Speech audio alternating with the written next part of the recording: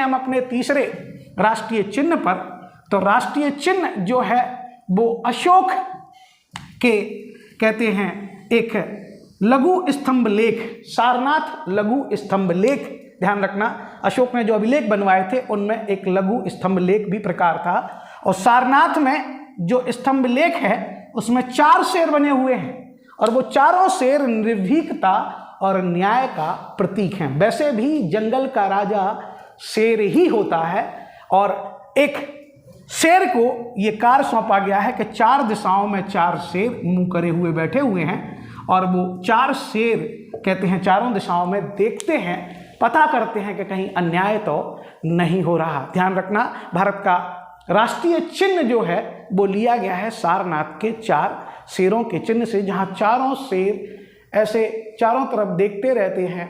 एक शेर ऐसे देखता रहता है कि कहीं कोई गड़बड़ तो नहीं हो रही। जिन शेरों को लेके अभी वर्तमान नई संसद बनने पर जब शेरों की आकृति आई तो उनके मुखाकृति को लेके विवाद हो गया कि साहब पहले के शेर तो ऐसे नहीं थे, लेकिन अब ये शेर कैसे चेंज हो गए।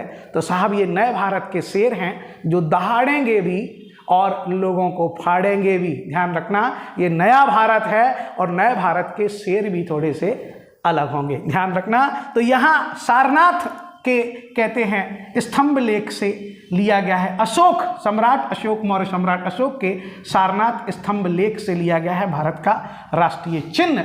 और इस राष्ट्रीय चिन्ह में कहते हैं स्तंभ लेख में नीचे एक चक्र है जिसमें 24 तीलियां बनी हुई हैं, नीचे एक चक्र है जिसमें 24 तीलियां बनी हुई हैं, और वहीं एक स्लोगन लिखा गया है जिसे भारत का राष्ट्रीय वाक्य कहते हैं, और उसे कहते हैं सत्यमेव जयते। वो इसी चिन्ह में है, और वो सत्यमेव जयते लिया गया है मुंडोक उपनिषद से। कभी कभी ये प्रश्न भी बहुत आता है कि भारत का राष्ट्रीय वाक्य सत्यमेव जयते कहाँ से लिया गया। तो भारत का राष्ट्रीय वाक्य जो अशोक के सारनाथ स्तंभ लेख में है, और उसको लिया गया है मुंडोक उपनिषद से। मुंडोक उपनिषद से लिया गया है आपका सत्यमेव जयते। तो ये कहानी राष्ट्रीय चिन्ह की, और इसको स्वीकार किया था भारत के संविधान के साथ 26 जनवरी 1950 से।